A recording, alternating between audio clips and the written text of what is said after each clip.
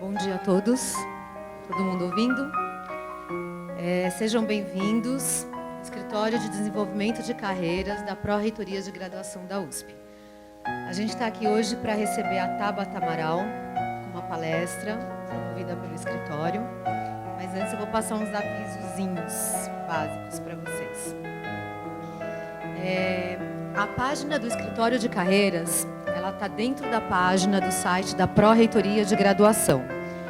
Então, eu acho interessante para vocês conhecerem, darem uma olhada. A gente tem os eventos ocorridos em 2016, 2017, 2018. Todas as palestras são gravadas, estão no nosso canal no YouTube. Então, tem coisa muito interessante para vocês, alunos da USP, para quem é de fora da USP, visualizar, assistir e compartilhar, tá bom?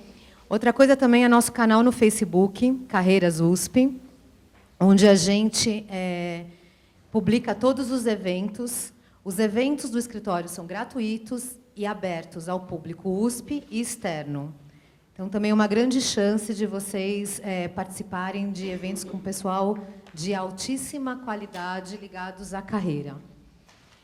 Bom, a gente está aqui hoje, então, para apresentar a Tabata. Vou falar um pouquinho dela. A Tabata Amaral é uma cientista política brasileira e ativista pela educação. A Tabata iniciou os estudos na escola estadual e participou de uma Olimpíada Brasileira de Matemática. Depois, como consequência, ela ganhou uma bolsa de estudos no Colégio Etapa. Novamente, em 2006, ela foi medalhista de ouro da Olimpíada Brasileira de Matemática. E, no fim do ensino médio, ela foi aprovada em vários vestibulares, 6. É isso, Tabata? Vai me corrigindo. A Tabata foi aprovada na USP e ela foi aprovada nas universidades americanas com bolsa integral. Universidade de Colômbia, de Pensilvânia, Caltech, Universidade de Yale, Princeton e Harvard. Ela é graduada em Ciências Políticas pelo Departamento de Governo da Universidade de Harvard. E a gente tem imensa satisfação de receber nessa palestra a Tabata Amaral para conversar com vocês sobre carreiras, sobre ativismo educacional. Por gentileza, Tabata.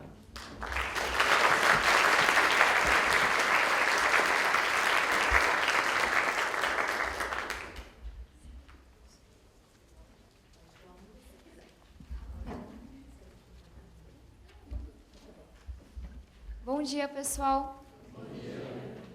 Tudo certo? Então, bora lá. Desculpa que a gente começou um pouco tarde. A USP fica um pouco longe para algumas pessoas, então, conforme mais pessoas forem chegando, a gente vai acomodando, mas vamos começar a nossa conversa, que a gente tem muito papo pela frente. Meu nome é Tabata Amaral, como eles me apresentaram. Estou muito feliz de estar aqui com vocês hoje. Eu comecei a estudar física aqui na USP, um pouco menos bonito o prédio do que o da FEA, mas essa é a primeira vez que eu retorno em um bom tempo, depois de ter organizado uma conferência aqui do Mapa Educação. Então, estou muito feliz de conversar com vocês hoje. A ideia é falar um pouco sobre essa carreira de ativismo, o que você faz quando você é um ativista, e mais do que isso, o que torna as pessoas ativistas, que para mim são as causas. Então, eu queria contar um pouco para vocês como que eu encontrei a minha causa, como que eu comecei o meu ativismo, como que é o meu dia a dia, que é bastante diferente, e talvez convidar vocês a também buscarem a causa, o propósito, a motivação que move vocês no dia a dia, tá bom?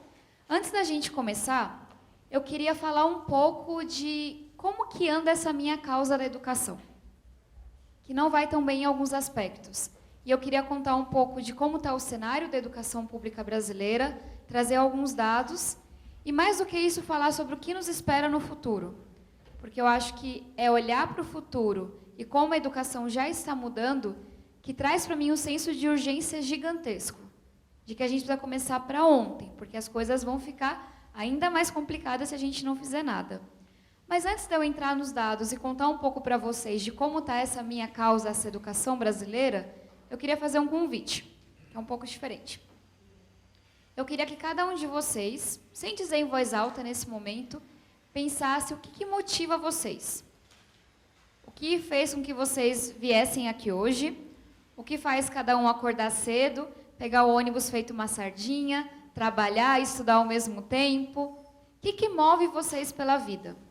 É um sonho grande? Profissional, pessoal, acadêmico? É um sonho familiar? É uma causa também? E queria que vocês fossem pensando. E aí eu sempre faço 2 provocações que me dão muita força, porque nesse caminho de propósito, as rasteiras e as quedas são mais comuns do que as vitórias. E essas 2 reflexões que eu trago são: a primeira, quantas pessoas já criticaram esse sonho que motiva vocês? Essa força, esse propósito. E a segunda é: quantas vezes esse propósito, essa ânsia de fazer algo diferente, já levou cada um a se sentir incapaz, desanimado, para baixo, ou pensando, de jeito nenhum que eu dou conta? Se isso não aconteceu com nenhum de vocês, de alguém criticar, ou de vocês terem medo, tem que dar uma atualizada. Porque propósito, motivação, sonho grande causam incômodo. E causam incômodo ao redor, porque provocam as outras pessoas. Então elas começam a tentar colocar a gente para baixo, para falar, ó, tá tudo certo aqui, não vem me provocar não. E geram incômodo dentro, porque eles fazem que a gente também se mova. Faz sentido? Então, é com esse pensamento que eu quero começar a nossa conversa. O que move cada um de vocês? Eu vou contar um pouco do que me move, falar um pouco sobre a educação brasileira, mas eu queria que vocês olhassem isso como uma reflexão pessoal de cada um. Pega aquele sonho, aquela motivação, aquele propósito e vai colocando no lugar do que eu estou apresentando aqui. A gente vai fazer uma conversa sobre isso no final. Pode ser? Então, vamos lá. Pessoal, como me apresentaram bastante gentilmente, meu nome é Tabata, eu sou cientista política, trabalho com educação há muitos anos, já trabalhei em secretarias de educação, com pesquisa, com movimentos sociais, e depois vou contar um pouco do trabalho que eu faço com o MAP e com o Acredito. Só que antes vamos falar de educação no Brasil. Alguém aqui fez ou faz pedagogia, licenciatura, políticas públicas? Uma galera. Então talvez nada disso seja novidade para vocês. Mas eu acho que é importante trazer esses dados de volta, porque eles realmente me geram um incômodo muito grande. E eu acho que a gente passa por eles muito rápido, muitas vezes. E o primeiro é pegar a população que a gente tem hoje, no quesito mais básico, que é leitura, compreensão, escrita. 7 de cada 10 brasileiros, população adulta, não conseguem ler um texto simples e entender. Ou seja, são analfabetos funcionais. E a gente fala muito do analfabetismo funcional. Mas será que a gente já parou para refletir o que é ter 7 de cada 10 pessoas recebendo o comunicado da escola e não entendendo que aquilo é uma convocação para reunião? A gente já parou para entender o que significa a maioria da população brasileira não conseguir se comunicar com clareza pela escrita? Para mim, isso aqui fala de quão digna é a nossa população, quão livre ela é para ser, sonhar e realizar. Então, esse é o primeiro dado. Mas como sou uma pessoa muito otimista, e eu sou mesmo, como vocês vão ver, eu paro e penso, tudo bem, a grande parte da população brasileira não teve acesso a uma educação de qualidade e está excluída de muitas coisas. Mas e a galera que está chegando? E os jovens e as crianças? A gente está fazendo diferente, né? E a resposta aqui é bem mais ou menos. Ainda hoje, em 2018, há 2 milhões de crianças e jovens fora da escola. Eu quero que a gente pense um pouco sobre isso de novo. A gente sabe que uma grande vitória da educação brasileira foi aumentar o acesso. Na época dos meus pais, meu pai não chegou a fazer o ensino fundamental, escola pública era para elite, no ensino básico. A gente conseguiu avançar muito, mas ainda hoje tem 2 milhões de jovens e crianças fora da escola. E aí eu vou para a minha terceira pergunta, de quem é muito otimista. A gente fez um péssimo trabalho com os nossos adultos. Tem criança fora. Mas e quem está dentro do ensino público? Está aprendendo? E aí talvez vocês já saibam a resposta muito bem. Nossas crianças, na grande maioria, não estão aprendendo. Então, quando a gente pega os alunos que saem do ensino médio, que vocês sabem que já é uma porcentagem do funil, que é a educação no Brasil, apenas 1 em cada 5 aprendem o que deveriam em português. Não é que 1 em cada 5 não aprende. 1 em cada 5 aprende. Em matemática, a situação é bem mais devastadora. 3 de cada 100 alunos que saem do ensino médio da rede pública no Brasil aprendem o que a gente esperava em matemática. Ou seja, sair do ensino médio tendo aprendido o básico ainda é para poucos. Só para ter uma ideia, quem aqui fez escola pública? Vocês provavelmente são parte desses 1 em cada 5 e 3 em cada 100. E é importante a gente tentar digerir essa informação. Mas aí, pessoal, antes da gente falar um pouco mais sobre como resolve isso, eu queria já começar pelo outro lado. Na minha opinião, dados como esses, que deveriam dar raiva, dar indignação na população inteira, ainda existem não porque a gente não sabe como faz as coisas, não porque nenhuma cidade conseguiu fazer, não porque é impossível, a gente não tem dinheiro. Na minha opinião, a nossa educação ainda não vai tão bem porque falta vontade. E falta vontade de todo lado. E falta prioridade, e falta muita coisa. E aí, uma coisa que me move muito é falar que a educação ela é importante, no discurso. Eu nunca vi político, cientista, acadêmico, professor ou aluno falando, não, a educação não é importante. Que grande absurdo investir em educação. Só que, talvez por todo mundo falar que é importante, mas grande parte da população nunca ter vivido essa educação, grande parte da população não ter nem aprendido a ler e escrever direito, é muito difícil fazer a transição entre o discurso e a prática. E a educação acaba não sendo prioridade na prática. E aí aqui eu trouxe duas fotos bem provocadoras. Uma delas é a daquela placa, Queremos Escolas Padrão FIFA. Vocês acompanharam 2013, né? Com os protestos antes da Copa. E a pergunta que eu faço é, das pessoas que levantaram essas placas, quantas delas será que foram até a escola pública do seu bairro e se perguntaram como que aquela escola estava indo? Quantas delas, na hora de votar, algo mais simples, leram a proposta de educação de cada candidato, cada candidata, e ficou brigando lá no Facebook, no bar, na rua, como a gente sabe, falando, fulano é muito bom porque tem a melhor proposta de educação. Então, será que para essas mesmas pessoas a educação era de fato prioridade? A impressão que eu tenho é que não. E aí, quando a gente fala do governo, e a gente faz uma análise histórica mesmo, e vê que pela primeira vez, índices de evasão e abandono no ensino médio estão aumentando, ao invés de diminuir, entre várias outras coisas, a gente começa a perceber que a educação também não é prioridade para os diferentes governos que a gente já teve. E aí eu queria falar um pouco do trabalho que a gente vem fazendo para tentar mudar isso. Para também a gente não ficar só lá indo embaixo, porque quando a gente fala de educação profundamente, dá um desânimo. Eu sou parte desse movimento, chamado Movimento Mapa Educação, que existe há 4 anos, com uma missão um pouco diferente. A gente quer que a população volte a priorizar a educação. E esse é um dos meus primeiros exercícios de ativismo. A gente já fez debate entre presidenciáveis, ministros da educação, só sobre educação. A gente já fez abaixo-assinado, protesto, debate, uma conferência nesse auditório. E a gente trabalha muito com os jovens.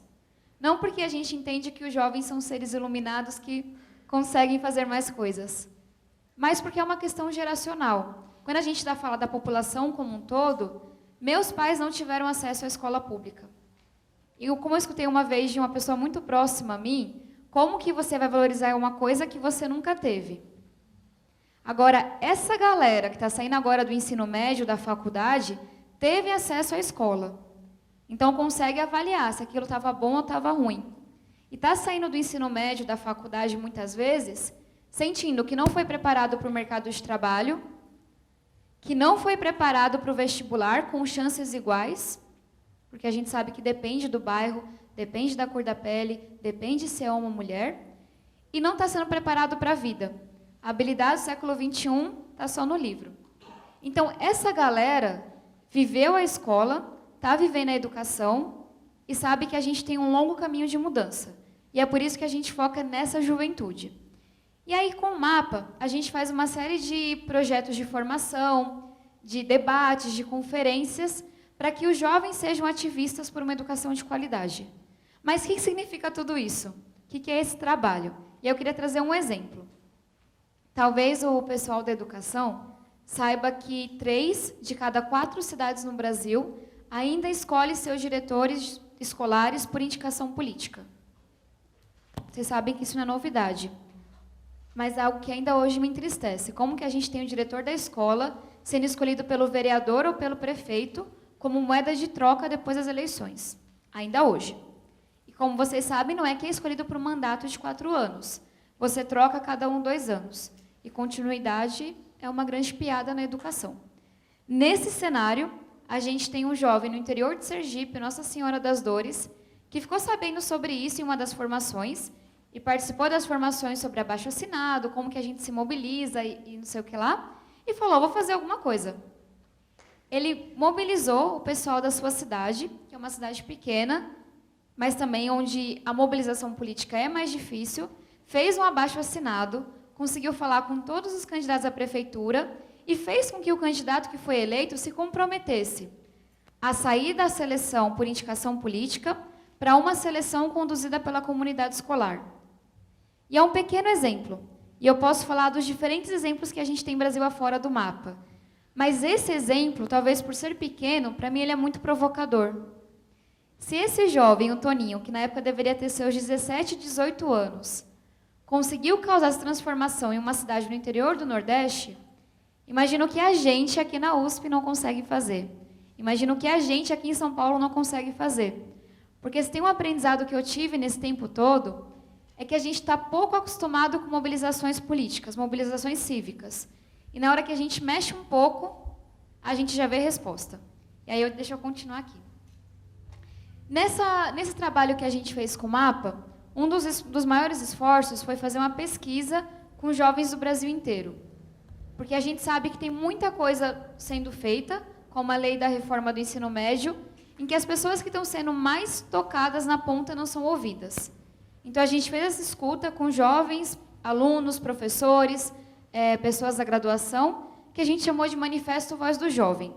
É um estudo que vale muito a pena vocês olharem, mas se eu pudesse resumir em uma frase, eu queria dizer o que um jovem disse nessa pesquisa. Olha, para mim o ensino médio perdeu o propósito.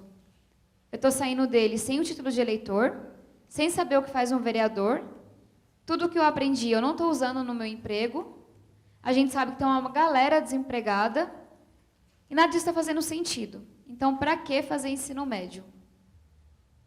E quando a gente sabe que mesmo o ensino médio que a gente tem hoje, fazê-lo ou não fazê-lo, tem um impacto direto no número de anos que a pessoa vive, no salário que ela vai ter, nas condições de saneamento e por aí vai, o que a gente está fazendo de errado para que o jovem deixe de ver sentido no ensino médio? E aí, para trazer um pouco mais de temas para a discussão, pessoal, deu uma desconfigurada, mas eu vou tentando explicar para vocês. Basicamente é assim, a gente tem um ensino médio que não prepara para o mercado de trabalho atual. E a gente sabe que o mercado de trabalho, que o modo das relações, que tudo está mudando muito. Mas está mudando muito e muito rápido. Então, se a gente não prepara para o que a gente tem hoje, imagina para o que a gente vai ter daqui 12 anos, daqui 20 anos. E antes dessa discussão, para mim essa é uma questão tão urgente porque a gente já é um dos países mais desiguais do mundo. E essas transformações que eu vou trazer para vocês, do mercado de trabalho, das organizações, elas tendem a aumentar a desigualdade. E o nosso sistema de educação não dá conta da desigualdade de hoje. E se a gente, cada um de vocês, eu incluída, não fizermos nada para mudar isso, essa desigualdade vai aumentar. E sem querer ser catastrófica e nada do tipo, eu realmente acho que a gente pode chegar em uma situação muito perigosa. Porque se a gente deixa essa desigualdade crescer de maneira descontrolada, eu não quero nem pensar o que vai acontecer com o nosso país. Mas vamos olhar um pouco para os dados. Todo mundo sabe que a gente está vivendo transformações tecnológicas muito rápidas. É só abrir o celular de vocês e pensar se 10 anos atrás vocês entenderiam o que é um Uber, o que é um Airbnb, o que é pedir a comida ali pelo aplicativo, o que é um Facebook. Muda muito rápido e a gente não vai nem percebendo. Só que aí tem um estudo que eu gosto muito, que foi feito por 2 professores de Oxford, que ele fala um pouco sobre o que isso vai significar no mercado de trabalho. E aí a primeira pausa que eu faço é porque a gente fala de futuro, a gente pensa 50, 100, 200 anos, né? O que meus netos vão ver? E o estudo deles fala daqui 12 anos, 2030. Daqui 12 anos. Não sei nem se eu vou ter filho daqui 12 anos. É tão próximo. É disso que eu estou falando, 12 anos. Pensa que vocês fizerem 12 anos da vida de vocês. A previsão é que 2 bilhões de empregos sejam extintos em 12 anos. Quantas pessoas tem no mundo, mais ou menos? 7 bi. Eu estou falando de 2 bi, de 7 bi em 12 anos. Vocês conseguem vislumbrar o tamanho da desigualdade que isso vai gerar? Porque quais empregos serão extintos? Não é o de gerente, nem é o de consultor. São os empregos da base. E aí eu trouxe um pouco destrinchado para a gente poder entender. Esse é um outro estudo que ele fala daqui 2 anos. Então, como ele é um pouco mais próximo, é para 2020, a gente consegue entender as tendências nas profissões. E é chocante que eu estou falando de 2 anos, né? Ele mostra que nesses 2 anos a estimativa é que 7 milhões de empregos sejam extintos e 2 milhões sejam criados. Então, não é uma relação só que vai ser acabado os empregos. A questão é que os empregos que são criados em número muito menor. Então, pensem nas profissões de pedreiro, faxineira, que era da minha mãe. Esses empregos vão saindo. Mas o que vem de designer, de gamer, não vem em número igual. E aí ele mostra um pouco do que sai e o que entra. Dos que sai, o primeiro, escritório e administrativo, manufatura e produção, construção e extrativismo e por aí vai. E quais que estão entrando? Negócios e operações financeiras. Pensa na nossa Faria Lima, por exemplo. Gerência, computação e matemática e arquitetura e engenharia.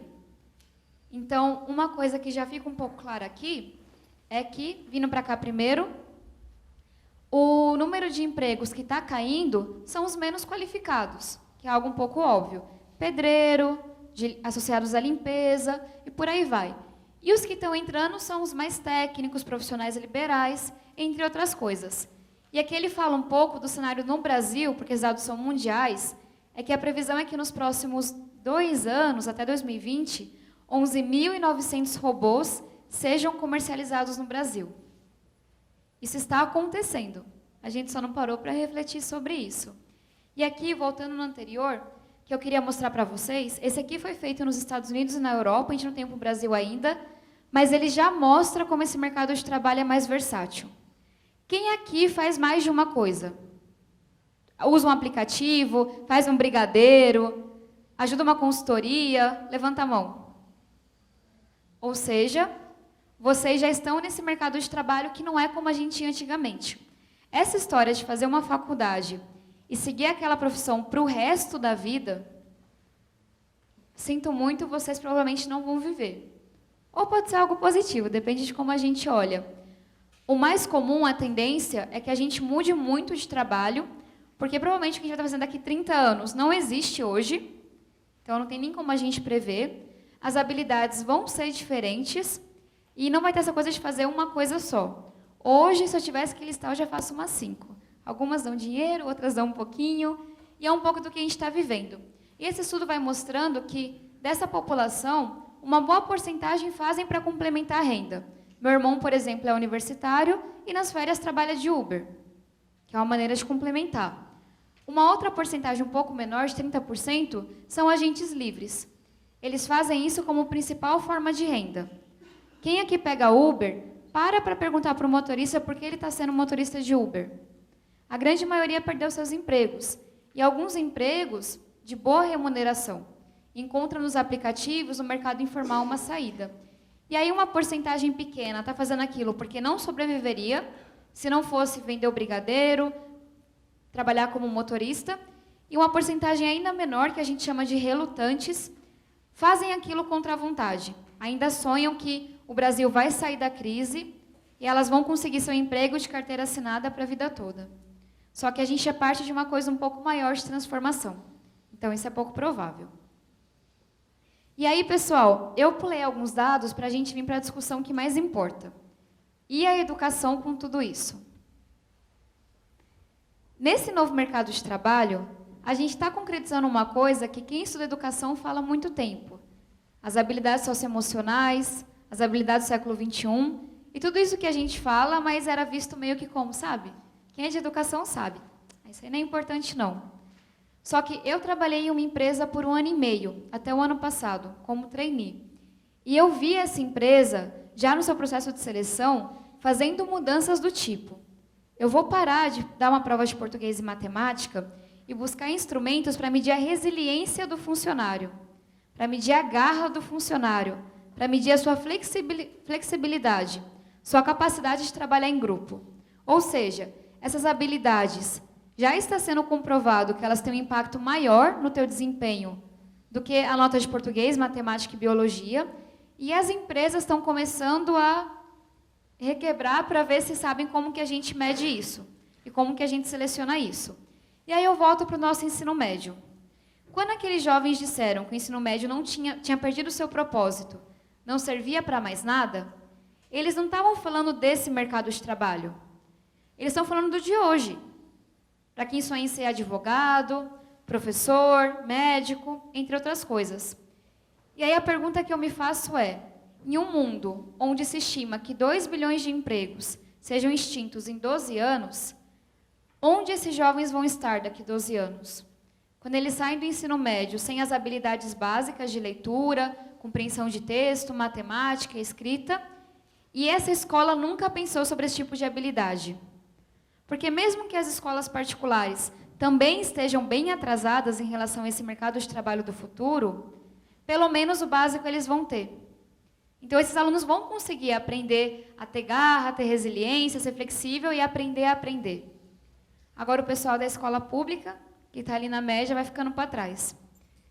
Dá para sentir a urgência que eu sinto com isso? É isso. Eu não estou pensando aqui nos meus filhos. Eu estou pensando aqui nos meus colegas, nos meus amigos lá da Vila Missionária, onde eu nasci, dos meus familiares. Essa desigualdade vai aumentar e dificilmente a gente vai conseguir repor os 13,5 milhões de desempregos que a gente tem hoje. Porque, na minha opinião, isso é uma coisa estrutural, que tem a ver com a crise, tem a ver com o governo, mas tem a ver com uma mudança que está acontecendo no mundo, e que a gente não está olhando muito para ela ainda.